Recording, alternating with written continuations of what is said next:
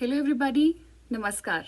मैं हूँ ओशीन शर्मा और जैसा कि आप सब जानते हैं कि मैंने हिमाचल प्रशासनिक सेवाओं के लिए एक नया सीरीज मॉड्यूल जो है वो शुरू किया है, ताकि जितने भी एस्पिरेंट्स हैं हिमाचल में और across Himachal also, across the borders also, वो हिमाचल प्रशासनिक सेवाओं की तैयारी कर सकें, वो भी घर बैठे।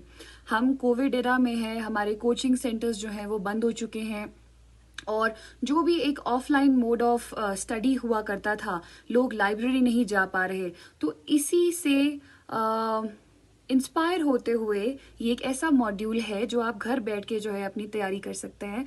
और मैं ऐसा मानती हूँ क्योंकि मैंने ये एग्ज़ाम जो है लगभग 2 बार बैक टू बैक क्लियर किया है, तो मुझे ऐसा लगता है कि मेरे पास वो एक रिक्वायर्ड एक्सपीरियंस हो चुका है, जिससे कि मैं आपको गाइड कर सकूं कि आप जल्द से जल्द ये एग्ज़ाम जो है वो कैसे क्लियर कर सकते हैं।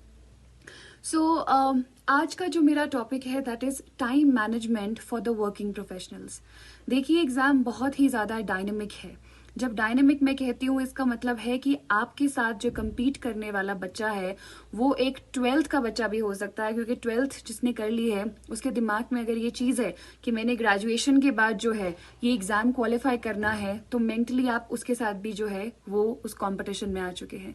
आप दूसरा एक ग्रेजुएशन के बच्चे के साथ भी, एक 21 साल के लड़के के साथ या लड़की के साथ भी आप उस कंपटीशन में हैं। तीसरा यानी वर्किंग प्रोफेशनल्स, जो हमारा आज का टॉपिक है। देखिए, वर्किंग प्रोफेशनल का मतलब है कि ऐसे लोग जो किसी पर्टिकुलर जॉब में हैं लेकिन वो अपनी जॉब से सेटिस्फाइड नहीं है, क्योंकि at the back of their mind उनके दिमाग में आज भी पब्लिक सर्विसेज को क्लियर करके अपने लोगों की या अपनी स्टेट को सर्व करने की एक बहुत ही अच्छी मंशा है। और इसीलिए ये सर्विसेज प्रेस्टिजियस हैं और आपको एक ऐसा टूल प्रोवाइड करती हैं जिससे कि आप लोगों की ज़िंदगी को बेहतर और आसान बना सकते हैं। तो इसीलिए वर्किंग प्रोफेशनल्स जो हैं वो ये लगातार सोचते रहते हैं कि हम अपनी जॉब से कैसे निकलें और पब्लिक सर्विस को कैसे, हम बेसिकली इस एग्ज़ाम को कैसे क्वालिफाई करें। तो सबसे पहले तो मैं आपके करेज को सल्यूट करती हूँ कि आपने अभी भी जो है अपना सपना, अपना एम्बिशन जो है वो नहीं त्यागा है।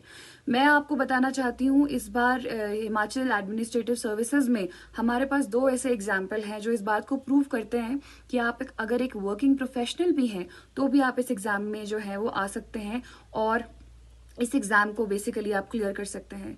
पहले हैं डॉक्टर विवेक गुलेरिया। डॉक्टर विवेक गुलेरिया जी जो है वो काफ़ी 9 से 10 सालों तक उन्होंने डेंटल सर्जरी जो है वो प्रैक्टिस करी, और देखिए फिर भी वो इस एग्जाम को क्वालिफाई करके इस बार जो है वो एज बीडीओ सिलेक्ट हुए हैं।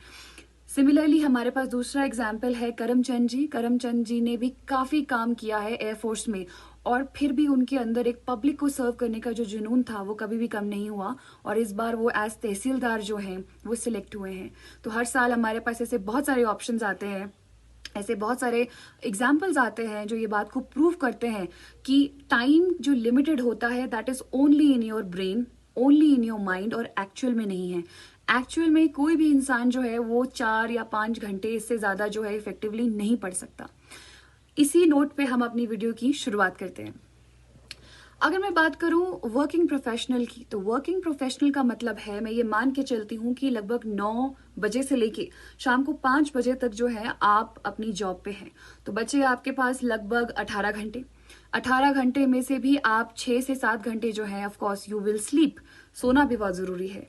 और उसमें से भी जो आपके 8 घंटे बचते हैं, उन 8 घंटों में से भी आप 3 से 4 घंटे लगभग आप निकाल लीजिए, आपका खाना पीना, आपकी वॉक एक्सेट्रा, और बचते हैं आपके पास हार्डली 4 घंटे। तो 4 घंटे जो है, मैं मानती हूँ अगर कोई इंसान अपनी डेली रूटीन में से भी अगर निकाल पाता है और इफेक्टिवली पढ़ पाता है with proper time table and proper strategy, तो वो इस एग्जाम को क्लियर कर सकता है। इसी नोट पे आगे चलते हैं। तो most important part of our video that is strategize. देखिए, कोई भी जब युद्ध होता है तो स्ट्रैटेजी जो है वो सबसे ज़्यादा महत्वपूर्ण जो है उसमें वो एक भूमिका निभाती है। तो इसीलिए आपके पास, क्योंकि टाइम लिमिटेड है और आपके पास एनर्जी भी लिमिटेड है। टाइम लिमिटेड है एज इन क्योंकि आप एक वर्किंग प्रोफेशनल हैं, आप ज़्यादा से ज़्यादा अगर आप डेडिकेटेड हैं, आप 4 घंटे जो है अपने जो है इस चीज़ को दे सकते हैं। अगर मैं बात करूँ लिमिटेड एनर्जी की, आप इतने घंटे काम कर कर आ रहे हैं तो आप टायर्ड हैं, आप थके हुए हैं, तो फिर पढ़ाई तो ऐसी चीज़ है जो लास्ट में आती है दिमाग में। आप सोना चाहते हैं, आप खाना चाहते हैं, आप टीवी देखना चाहते हैं, और सोशल मीडिया पे आप अपना बेसिकली टाइम देना चाहते हैं। तो इस प्रकार से बेसिकली वो बैलेंस करना बहुत ज़रूरी हो जाता है. So my first point is that limit your resources. So when I say limit your resources का मतलब है कि जो बुक्स हैं आपकी वो भी आपको लिमिटेड रखनी है, कि लिमिटेड आपको बुक्स पढ़नी है, आपको अपना लिमिटेड टाइम देना है इंटरनेट पे. देखिए, जब हम बात करते हैं तो जो एक एक्चुअली सिविल सर्वेंट है वो एक बहुत ही जेनरिक इंसान होता है. जेनरिक इंसान का मतलब है उसको सब चीज़ों के बारे में थोड़ा थोड़ा ज्ञान होता है, क्योंकि यहाँ पे कोई भी आपसे पीएचडी एक्सपेक्ट नहीं करता. तो इसीलिए आपको अपनी तैयारी भी वैसे ही करनी है. अगर आप सोचें कि पॉलिटी का कोई चैप्टर है और मैं उसको उठा के कोई टॉपिक को उस पर पीएचडी करता हूँ तो वो आपको बिल्कुल भी बेनिफिशियल नहीं होगा, आपका एग्जाम वहाँ पे क्लियर नहीं होगा. So limit your resources. Second important है टाइम टेबल और सिलेबस का पता होना. मैं ये हमेशा हर वीडियो में ये बात कहती हूँ कि आप सिलेबस की जो कॉपी है वो अपनी दीवार पे प्लीज चिपका के रखें, और आपको ये पता होना चाहिए कि मुझे वीकली प्लान्स में किस तरीके से पढ़ाई करनी है, मुझे कौन सा सिलेबस किस पॉइंट ऑफ टाइम तक कंप्लीट करना है. ये भी इंपॉर्टेंट है. थर्ड मैं बात करना चाहती हूँ यहाँ पे प्रायोरिटी की. देखिए, मान लीजिए मैं साइंस स्टूडेंट हूँ end of course I was a science student. तो अगर मैं सोचूं कि मैं इन्वायरमेंट या साइंस पहले पढ़ लेती हूँ, so that is a completely useless idea. क्यों? क्योंकि हम यहाँ पे बात करते हैं स्वॉट एनालिसिस की. स्वॉट एनालिसिस पब्लिक एडमिनिस्ट्रेशन में एक बहुत ही इंपॉर्टेंट कंसेप्ट है. स्वॉट का मतलब है strength, weakness, opportunity and threat. यानी किसी भी इंसान को अपने स्ट्रेंथ और वीकनेसेस का पता होना जरूरी है. सो एज साइंस स्टूडेंट आप इन्वायरमेंट को और साइंस को बाद में पढ़ सकते हैं. आपके लिए सबसे ज्यादा जरूरी है कि आप पॉलिटी को खत्म करें, आप इकोनॉमी को खत्म करें, आप हिस्ट्री को खत्म करें और ज्योग्राफी को खत्म करें, क्योंकि ये चार ऐसे कॉम्पोनेंट्स हैं जो आपकी रीढ़ की हड्डी है इस एग्जाम की. सो अगर आपने ये चार कंप्लीट कर दिए हैं तो मान लीजिए आपका 80% तक जो सिलेबस है वो कंप्लीट हो चुका है. So prioritize very very smartly. Next I want to say, एक मिथ आता है, क्वेश्चन पूछते हैं कि मैम क्या हम अपनी जॉब को छोड़ दें. तो मेरा जो जवाब है वो है बिल्कुल भी नहीं. Do not quit your job, do not leave your job. आप अपनी जॉब को मत छोड़ें.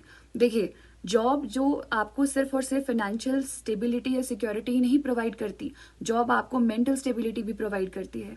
मोर ओवर, अगर आप स्मार्ट हैं और अगर आप सोचते हैं कि टाइम को इफेक्टिवली कैसे मैनेज किया जाए, तो when I worked as a BDO, मेरे पास लगभग सुबह का समय होता था या मेरे पास आफ्टरनून का समय होता था लंच के आसपास, या फिर 5 बजे के बाद का समय होता था. तो न्यूज़पेपर जो है रीडिंग वो मैं मॉर्निंग में कर लेती थी, या मैं अगर फील्ड ट्रिप्स पे जा रही हूँ, बिकॉज एज बीडीओ आपको फील्ड में जाना जरूरी होता है, तो आप वहां पे अपनी गाड़ी में ही न्यूज़ लगा लीजिए, राज्यसभा टीवी की डिबेट सुन लीजिए.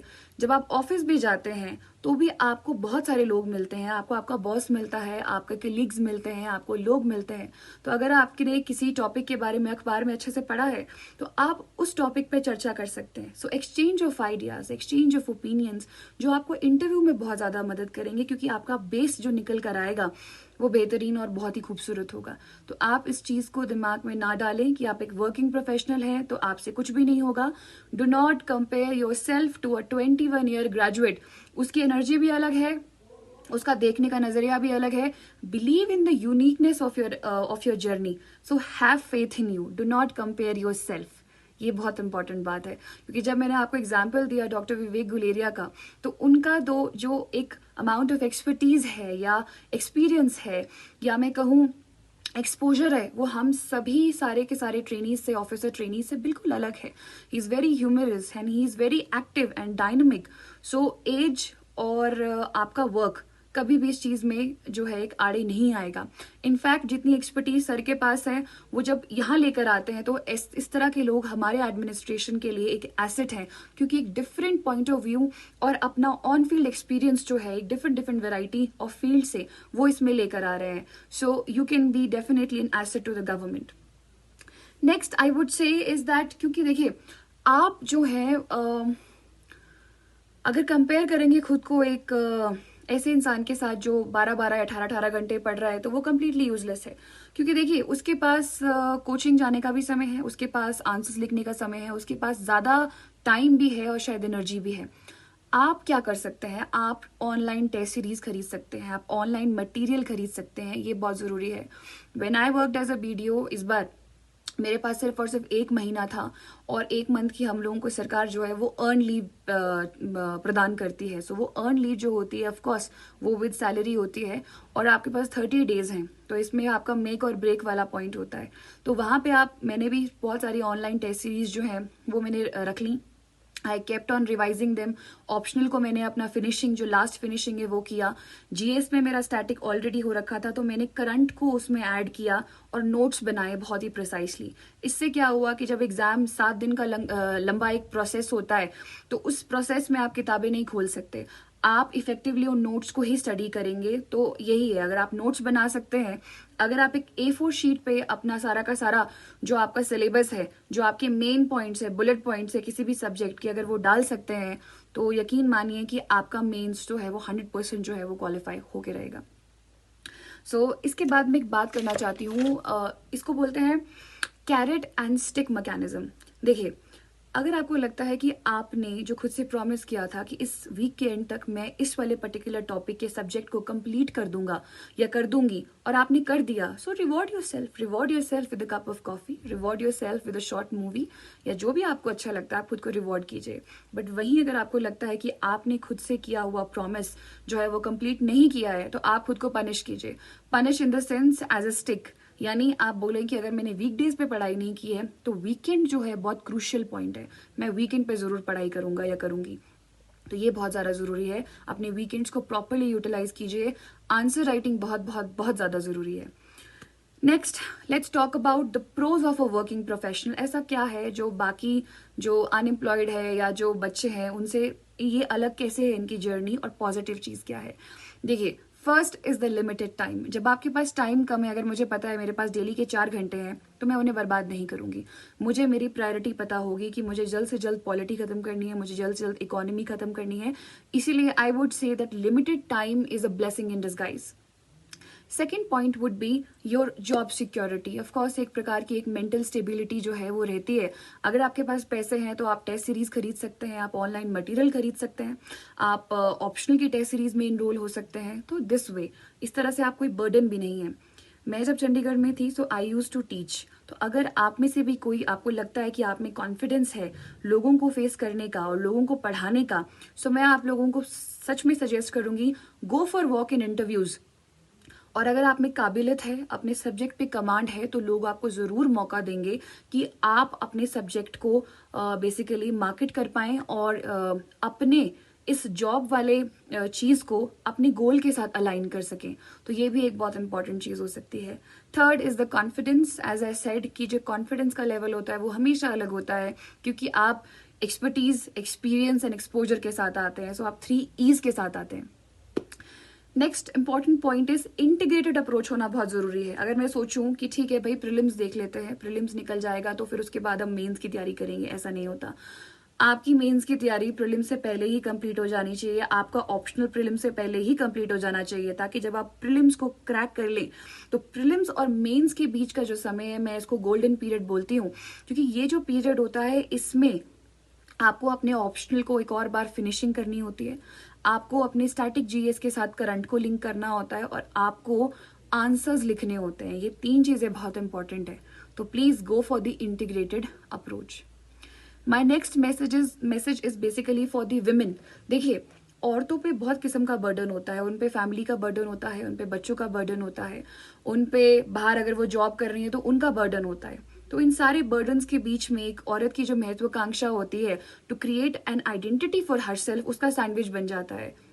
तो इसीलिए लेडीज बहुत ज्यादा एंशियस होती हैं, इनसिक्योर होती हैं कि क्या हम इस एग्जाम में बैठ भी पाएं। तो उनके लिए मेरे पास सिर्फ एक ही मैसेज है, दैट हैव दैट करेज। खुद पे विश्वास रखिए, ये बेहतरीन चांस है अपनी आइडेंटिटी बनाने का समाज में, और समाज को basically to give back to the society in your own personal touch. तो ये लेडीज से ज्यादा बेहतरीन तरीके से कोई नहीं कर सकता। जिस तरीके से वो एडमिनिस्ट्रेशन में एक निखार लेकर आती हैं, हमारे पास बहुत बेहतरीन खूबसूरत एग्जाम्पल है। हमारी जो कोर्स डायरेक्टर मैम है ज्योति राणा, तो ज्योति मैम को आप देखेंगे कि जिस तरह से वो टच लेकर आती हैं, एंड शी मेक श्योर कि यहाँ पे जो हर एक ऑफिसर ट्रेनी है वो बेसिकली हीरे की तरह बाहर निकल कर आए।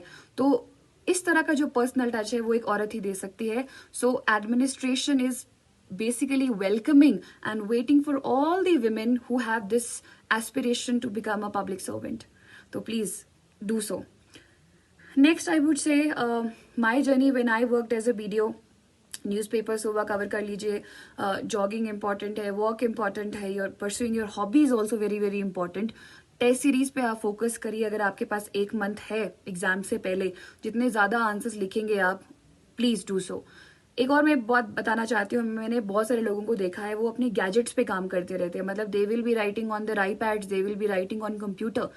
But let me remind you, this exam is not about कि सबसे ज्यादा टाइप कौन करता है. दिस एग्जाम इज अबाउट आप पेपर और पेन यानी कलम और जो आपका पेपर है उसके बीच की कंपैटिबिलिटी बिठाना बहुत जरूरी है. I mean, आप जितना ज्यादा लिखेंगे आप उतना विद इन स्टिपुलेटेड टाइम अपने एग्जाम को जो है वो फिनिश कर पाएंगे, पेपर को कंप्लीट कर पाएंगे. तो ये एक बहुत ज्यादा जरूरी है.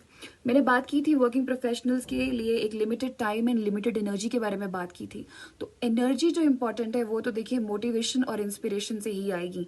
अब आप मोटिवेशन और इंस्पिरेशन कहाँ से लेकर आते हैं वो आपके अपने सोर्सेज हो सकते हैं. कई लोग टेड टॉक सुनते हैं, कई लोग स्पिरिचुअलिटी की तरफ जाते हैं. तो खुद को इंस्पायर और खुद को मोटिवेट रखना ये आपका अपना पर्सनल जो है काम है. अगर आपको पता है आपको कहाँ जाना है, आपका गोल जो है अगर वो बिल्कुल क्लियर है, फोकस्ड है, तो आज नहीं तो कल आप वर्किंग प्रोफेशनल होते हुए भी इस एग्जाम में जरूर आएंगे.